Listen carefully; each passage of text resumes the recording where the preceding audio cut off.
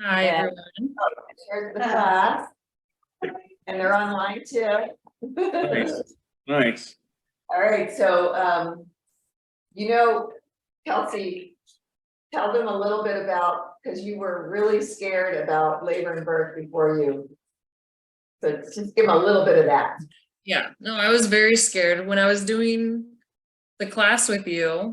I remember like when you would play some of the videos, I would even, there was a few times after some of those videos, like watching women be in labor, giving birth, I would cry because I was so scared. I was like, oh my gosh, like this isn't helping me right now. This is making me more scared because watching the lady and be in so much pain, I was like, I don't know if I can do this. There was also the emotional aspect to it too, like, meeting your baby and all that, but mostly I was scared. I was very scared. But doing the class definitely helped. But yeah, I just remember I would cry after the videos. Oh, yeah. Didn't laugh, but that made me laugh. Sorry. Okay. I'm laughing now too. Evil teachers laughing over here. Okay, But yeah. tell us about your birth then, how it started and everything. So I remember it was a Monday evening. I was sitting here eating and I remember just all of a sudden I felt tension in the lower abdomen. And I had been feeling some Braxton Hicks and I could tell it was different. Like I actually had to pause and kind of breathe through it. And I was like, oh, okay, this is different.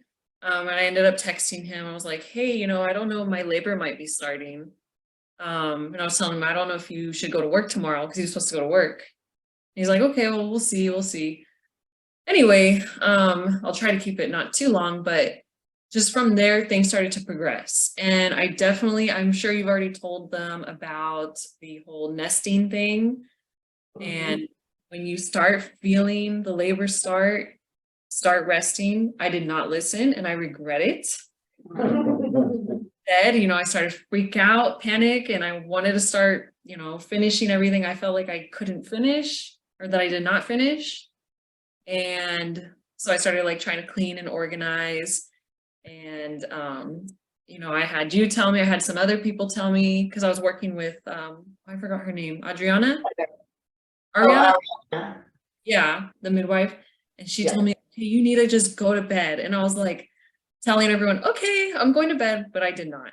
The time I was ready to go to bed, things had progressed even more and I could not, like I got in bed, but I couldn't sleep. I was in labor all night in bed, just breathing through it. And I never woke him up. He was sleeping right next to me. I never woke him up because it definitely got intense as time went on, but I still felt like, okay, well, I'm okay. I don't need to wake him up. She was in denial. Yeah, I was She in denial. she didn't think it was actually happening, so she was just putting it off as long as she could. I had been hearing a lot about the prodromal labor, and I kind of thought, well, maybe it's that, but I think it helped to be in denial for sure. So I kept thinking, oh, it's probably just that.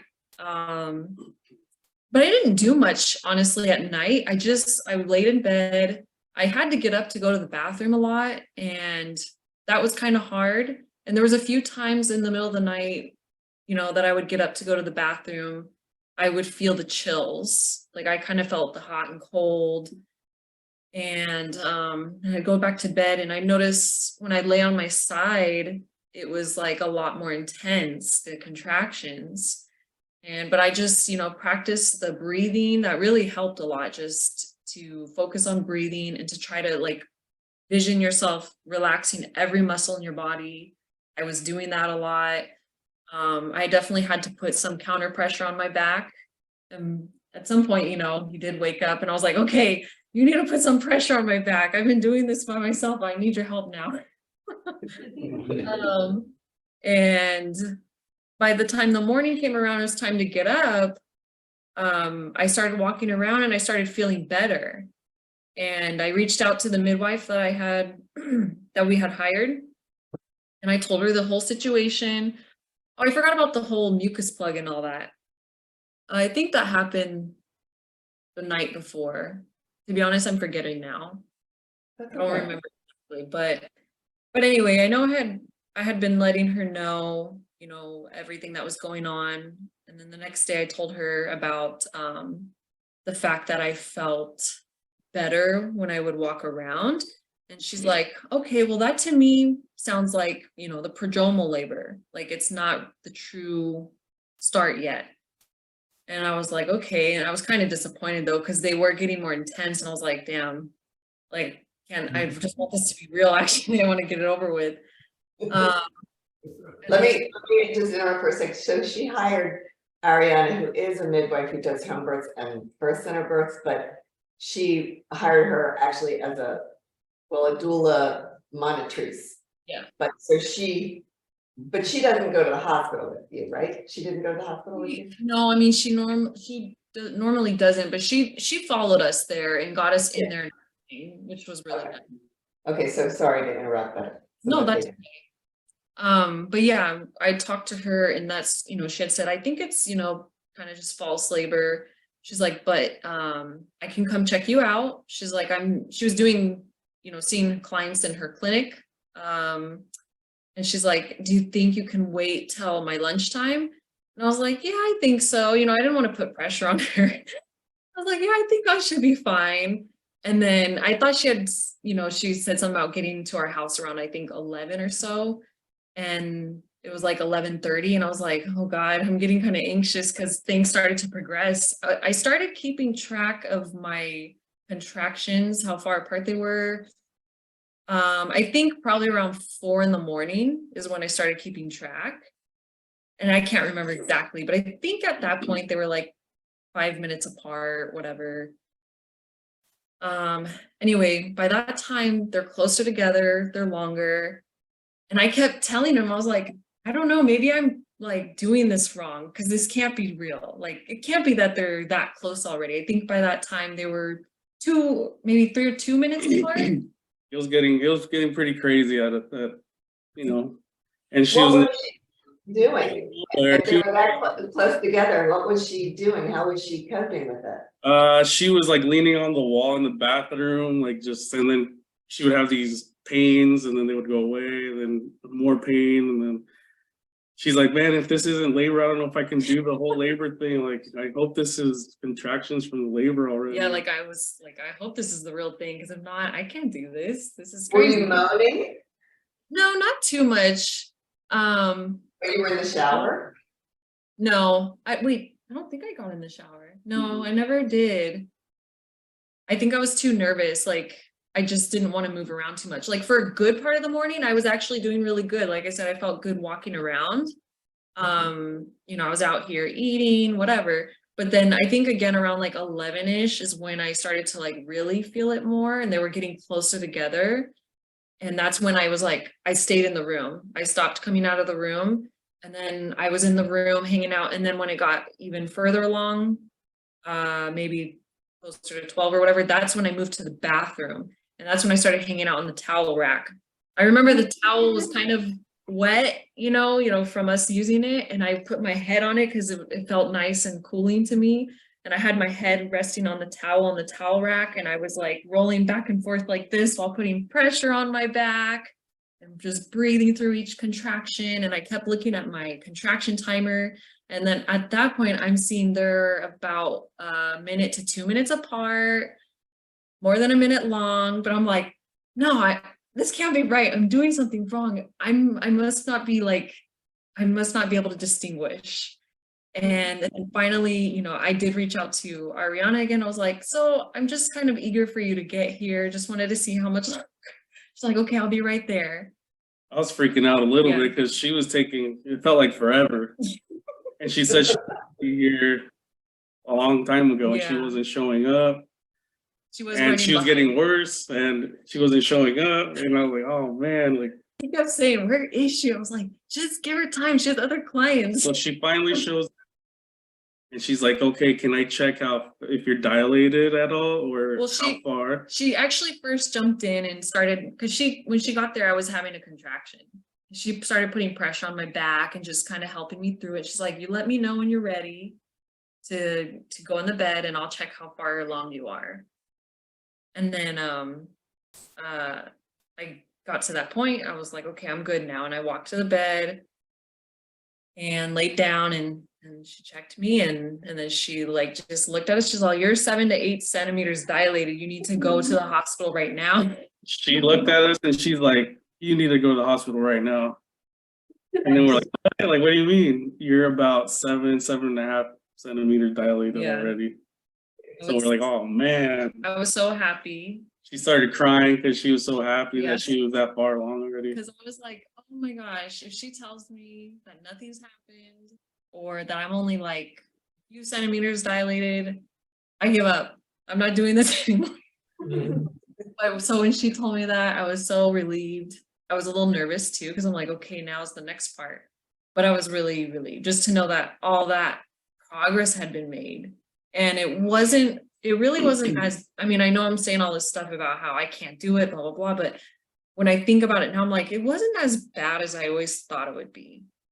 And again, just the trying to really envisioning, relaxing every muscle in your body, that really helped me a lot. Breathing through it. And then just the self-talk, like I kept telling myself, like, my uterus is just contracting. It's just a muscle that's contracting. It's doing its job. The cervix, I kept like imagining it dilating, more and more. And that kind of stuff really helped. And I think it's what helped me to be able to progress, the way I did. And things kind of happened, I feel like kind of fast too. I ended up having him at 6:55 on Tuesday. So we got to the hospital at like maybe 1:30 or so. Yeah. 1:30 or 2. yeah. And he was born at 6:55. So Yeah. So yeah. everything went really fast after that. And so what time, the day before, what time were the first contractions when? you 6 should- p.m. So you basically had about a 24-hour labor. Yeah. Yes. And the pushing wasn't that bad. Like I didn't have to push that long, which I'm very thankful for. But yeah, I don't know if I left anything out and I hope I was clear and not too rushing, but Yeah. No, you did a Trying to- great job. a lot of time has passed, obviously. I know you were trying to get a hold of me. Sorry. He's almost 6 months now. He's a big Yeah. boy now. Yeah. Is he really? Yeah. Yeah. Wow. It's Getting been big. 6 months. Yeah. I'm But you shocked. tried to get a hold of me sooner. Sorry. She has about 2,000 emails. She doesn't look at her emails. Yeah. Well, especially now with him. Never look at I don't know if So, you- I don't know if you guys.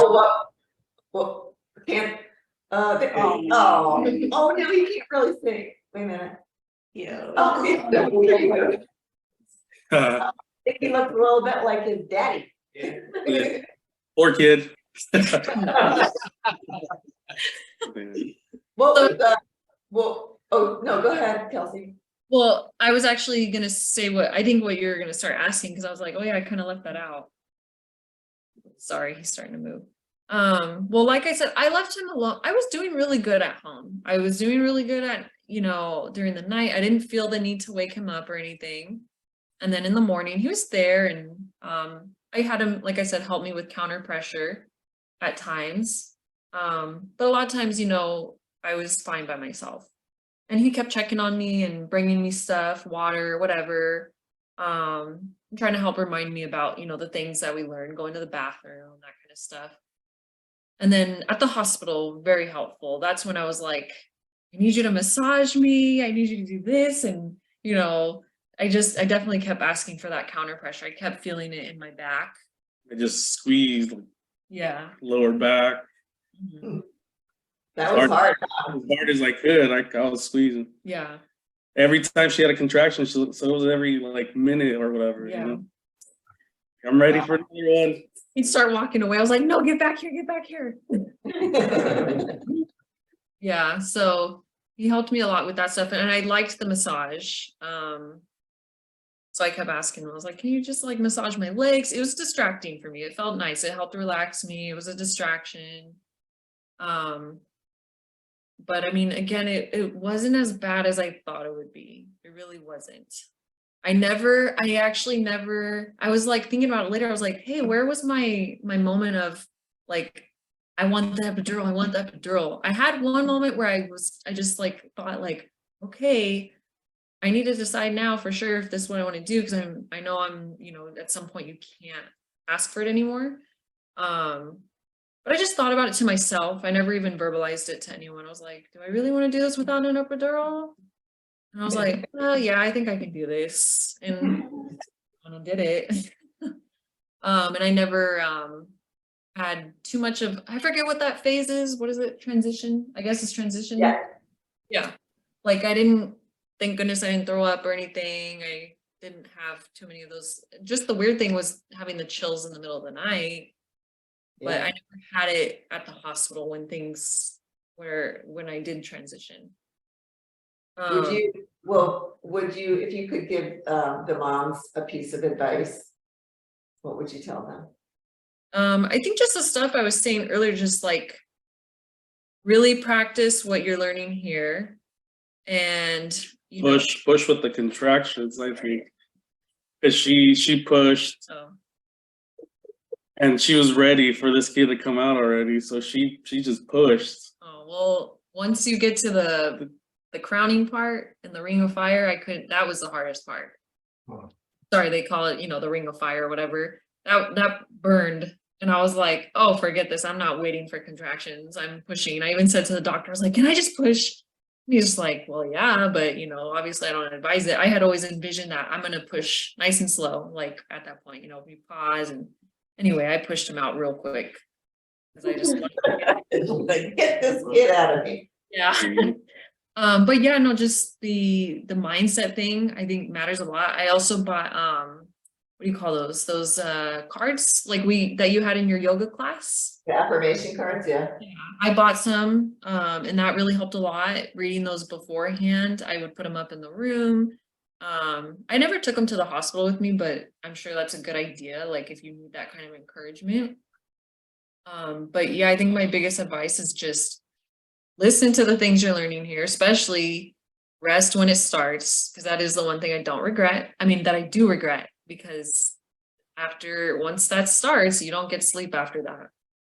And just reminding yourself, like, this is a very natural process. There's nothing wrong happening. Again, it works for me to tell myself, like, okay, the uterus is contracting. It's a muscle that's contracting. Cervix is dilating. Because before, I never really thought about it. I just always heard, oh, contractions, they're so scary, they're so painful, not really knowing what is going on in the body. And the breathing for sure helped a lot. It was that part, it was harder than I thought, like to really focus on the breathing. I thought it would be a little easier, and I don't know, I just thought it would be easier, and I don't know.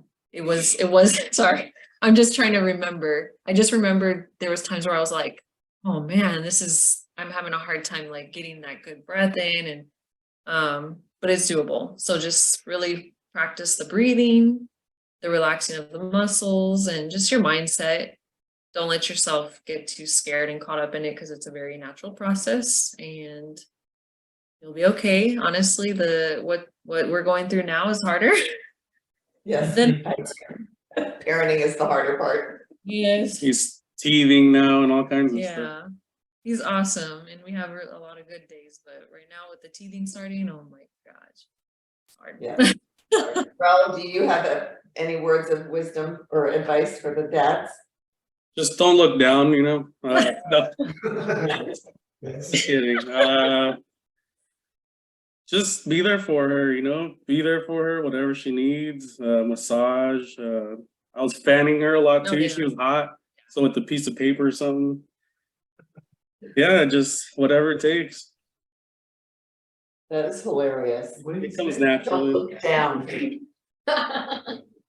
That's classic, man. Erica. Oh my god. Thought you were gonna say something, No, you should know. Practice relaxation. No. That's awesome. I love it. That's great. You guys did a great job. Thank you. I'm so proud of you. And you did it on Zoom. Zoom. We did. Yeah, Finally. Oh, yeah. You zoomed in and told your story. I'm so proud of you. Yeah. Thank you, and congratulations to everyone. It's very Congratulations. exciting. It's gonna be all right. Yep. Yeah.